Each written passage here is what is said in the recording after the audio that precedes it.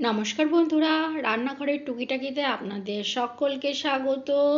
আজ আমি আপনাদেরকে হাফ কাপ আটা ও হাফ কাপ গুঁড়ো দুধ দিয়ে একদম দোকানের মতন পারফেক্ট গোলাপ জামুন বানিয়ে দেখাবো।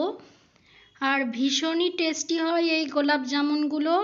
দেখুন, একটা আমি আপনাদের কেটে দেখিয়ে দিচ্ছি কতটা পারফেক্ট হয়েছে আর কতটা নরম আর রসালো হয়েছে। দেখুন, আপনারা কিন্তু দেখলেই বুঝতে পারবেন। দেখুন, তাহলে কিভাবে বানালাম সেটাই তাহলে দেখে নিন। তার জন্য দেখুন, এখানে আমি একটা বাটি নিয়ে নিয়েছি। এবার এর মধ্যে আমি নিয়ে নিচ্ছি চায়ের কাপের হাফ কাপ আটা। আমি এখানে একটা কাপ মেপে নিচ্ছি, আপনারা কাপ বা বাটি যে কোনো কিছু মেপে নেবেন। এবার এখানে আমি নিয়ে নিয়েছি হাফ কাপ গুঁড়ো দুধ, মানে যতটা পরিমাণে আটা দিয়েছি ঠিক ততটাই গুঁড়ো দুধ নিয়েছি। সেবারে গুঁড়ো দুধটাকে দিয়ে দিলাম। এবার আমি এর মধ্যে দিয়ে দিচ্ছি হাফ চামচ বেকিং পাউডার আর সামান্য একটু বেকিং সোডা, আর দিয়ে দিচ্ছি 1 চামচ ঘি। দেখুন, ঘিটা জমাট বলে আমি এখানে হাফ চামচ দিয়েছি। যদি আপনাদের মেল্টেড ঘি হয় তাহলে কিন্তু এখানে 1 চামচ ঘি দেবেন। এবার সমস্ত উপকরণকে খুব ভালোভাবে মিশিয়ে নেব, আর ঘিটাও যেন খুব ভালোভাবে ময়ান হয়ে যায়। দেখুন, খুব ভালোভাবে কিন্তু আমার ময়ান করা হয়ে গেছে। এবার এখানে আমি দুধ নিয়েছি, এখানে আমি গরুর দুধ নিয়েছি, আর দুধটাকে আগে থাকতে জাল করে আমি ঠান্ডা করে নিয়েছি। এবার এখানে আমি অল্প অল্প করে দুধ দেব, দিয়ে আমি এটাকে মাখতে থাকবো। দেখুন, এখানে আমি বেশ কিছুটা দুধ দিয়ে দিয়েছি। এবার আমি মেখে নিচ্ছি। দেখুন, অল্প অল্প করে দুধ দিয়ে আমি এই রকম একটা চটচটে ডো রেডি করে নিয়েছি। আর এটাকে ঠিক এইরকম নরম আর চটচটেই হতে হবে, একদম টাইট কিন্তু এটাকে একদমই করা যাবে না। দেখুন, এই রকম চটচটে একটা ডোকে আমি এবার ঢাকা দিয়ে মিনিট 5 জন্য সেট হওয়ার জন্য রেখে দেব। দেখুন, 5 মিনিট পর ফিরে এসেছি। দেখুন, এটা কিন্তু আর এখন হাতে লেগে যাচ্ছে না। এবার এটাকে হালকা হাতে খুব ভালো করে মেখে নেব। দেখুন, মেখে এইরকম একটা মসৃণ ডো কিন্তু আমি রেডি করে নিয়েছি। এবার এখান থেকে আমি ছোট ছোট করে লেচি কেটে নেব।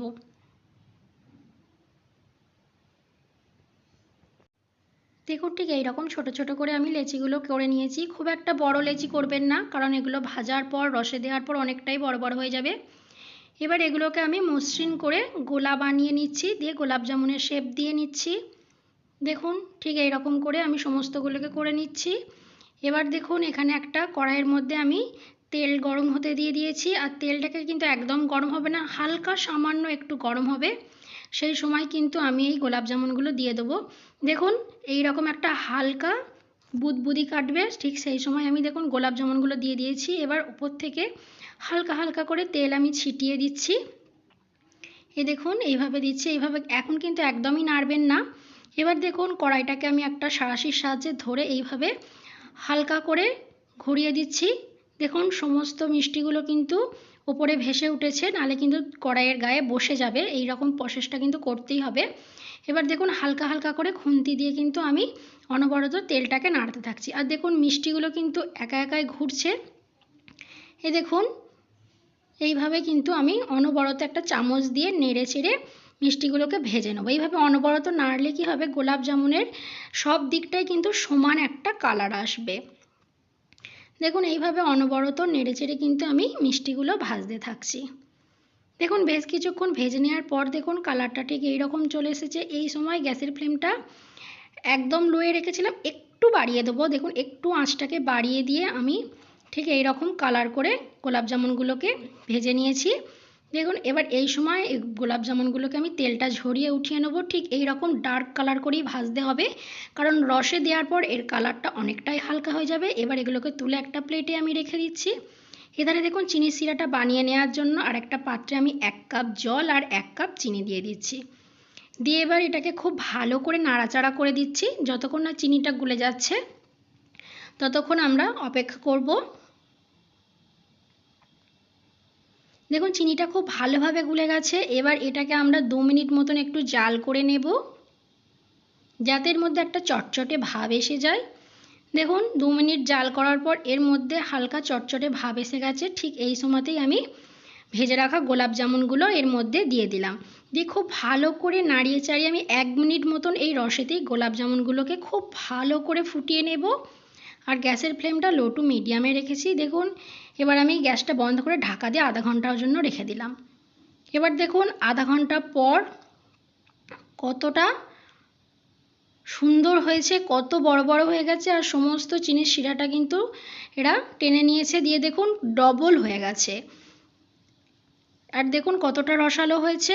এবার দেখুন আমি একটা আপনাদের কেটে দেখিয়ে দিচ্ছি ভেতরটা ঠিক কেমন হয়েছে। দেখুন একদম রসালো হয়েছে, রসে ভরা, নরম তুলতুলে, একদম পারফেক্ট গোলাপ জামুন কিন্তু একদম রেডি। দেখুন খেতে কিন্তু ভীষণ ভালো হয়। আপনারা একবার বানিয়ে অবশ্যই এইভাবে একবার বাড়িতে বানিয়ে খাবেন, তারপর আমাকে কমেন্ট করে জানাবেন যে কেমন হয়েছে।